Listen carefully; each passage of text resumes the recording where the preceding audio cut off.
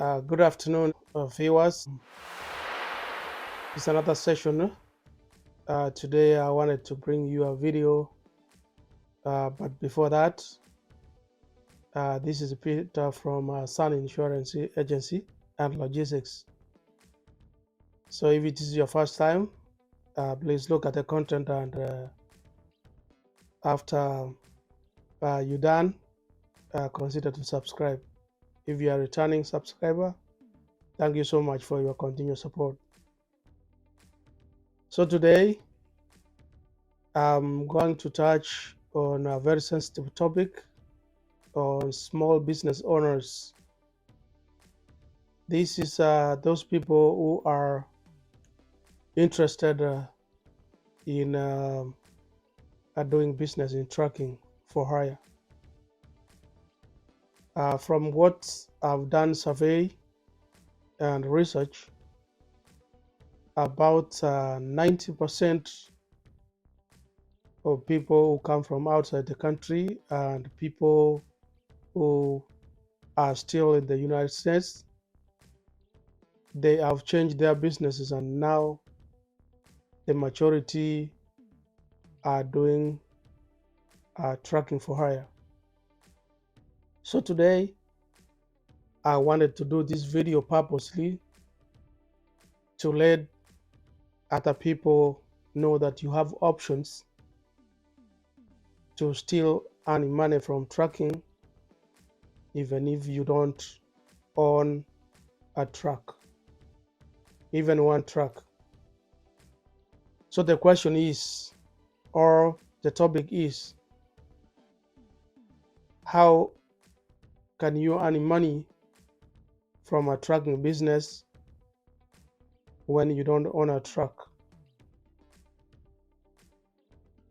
So in order to do that, there are steps which you actually need to follow, and if you follow them successfully, you will still be making money while you don't have a truck or an equipment. So the first thing you need to do is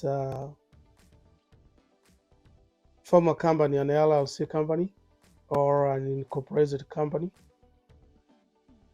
This one will depend on what state you are. So if you live, for example, in Wisconsin, you just go to the financial institutions, come up with a name and register your name. And after you register your name, and then you apply for DOT number. So the DOT number and the MC number, if you plan to cross state lines. And after you do that, you make sure you get owner operators, which means you have to lease some trucks from them. And these owner operators, they will run under your authority. Your DOT number will be displayed from outside the door, both sides, passenger and driver side outside. You need to display your DOT number and the MC number. So once you identify, if for example you identify 5 owner operators, you can sign a lease agreement with those owner operators. You spell out the terms and terms of service and the payment. Once you're done, you use their trucks to shop for insurance. So what you do, they own the truck, but you own the company. So what you do, you buy insurance, commercial insurance. You need a general liability of 1 million. That's a combined single limit. And at the same time, you buy a cargo insurance 100,000 with any deductible. It might be 1,000 deductible or 2,500 deductible. You can as well buy general liability when those trucks go to pick up a load in somebody's facility or somebody's warehouse. So if something happens where they are at the premises, they can be compensated if they file a claim. And once you do that, the next thing you have to do is to, of course, sit together and negotiate how much percentage you're going to be getting from offering your service. And the service here I'm talking about letting them use your authority or DOT number and MC number. In most cases, you might agree on a 15% or 20%. So that means if you give them a load to run, let's say it's $1,000,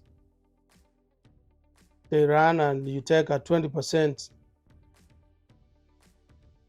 which means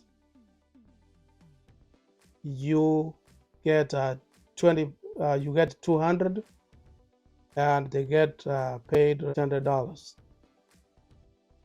That's an example for one truck and one load. So after you agree on the percentage, what you need to make sure, because they will entirely be using your DOT number. And if there's a 26 box truck, these guys are going to be inspected when they cross the state lines. The law enforcement, the DOT guys, when they go through the scale to make sure that the vehicle is in good operating conditions and they are not overweight. So if by any chance the vehicle is inspected, because they have different levels, level 1, level 2, level 3, wherever level they are, if they inspect the vehicle and they find that there's a problem, so the violation goes, do your DOT number, the person who authorizes them to use the DOT number.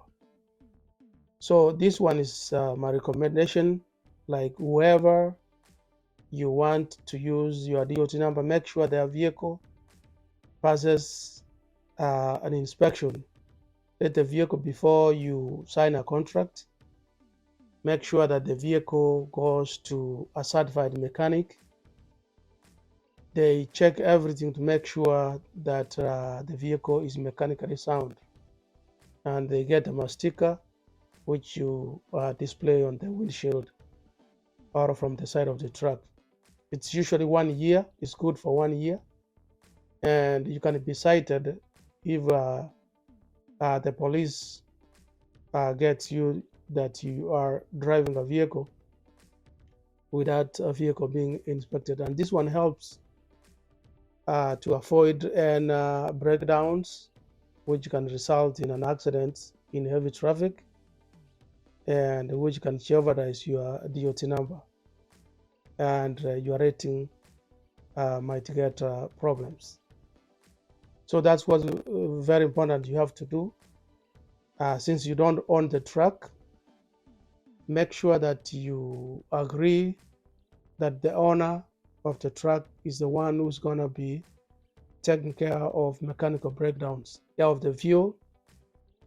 And the fuel, take care of everything on the road, the tolls, and anything related to, operating a vehicle. So your work will be taking care of the dispatch. If you don't dispatch the vehicles yourself, you may need to use a dispatch service or hire somebody to sit in your office and dispatch those guys while they're out there. So that will be your responsibility, because for them, they will be waiting for loads.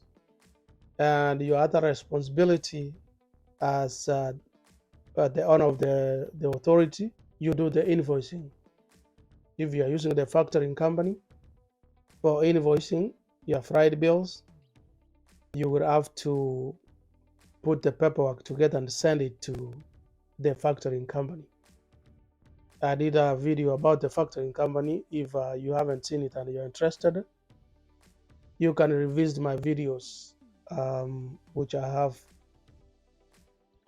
And after you do that, you take them the flight bill, send them through fax or email to the factoring company. And once it is cleared or processed and the money is limited to your bank account, then you can be able to be paying these guys.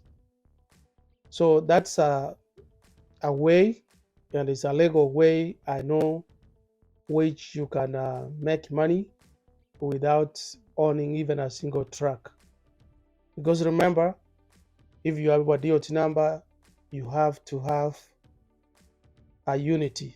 You have to have a vehicle so that your company will stay in active status. There's no way you can open a company without, if you're a carrier, there's no way you can open a company without having insurance.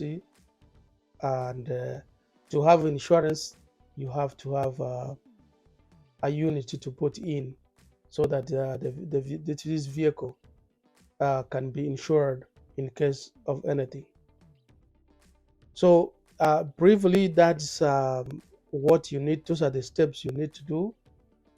And if you are thinking about, oh, I don't want to own trucks, too much trouble, breakdown, and looking for drivers, or at least you can make some money, a percentage, if you organize yourself and you treat the own operators well, and if you convince them to come to use your authority, and that's a very good way you can do this business, and you can earn some money. So guys, let me know what you think about this video. If you have some comments, put them below this video, and suggestions also are welcome. And let me know what you think. Thank you for watching my video, and I hope I will see you in the next video.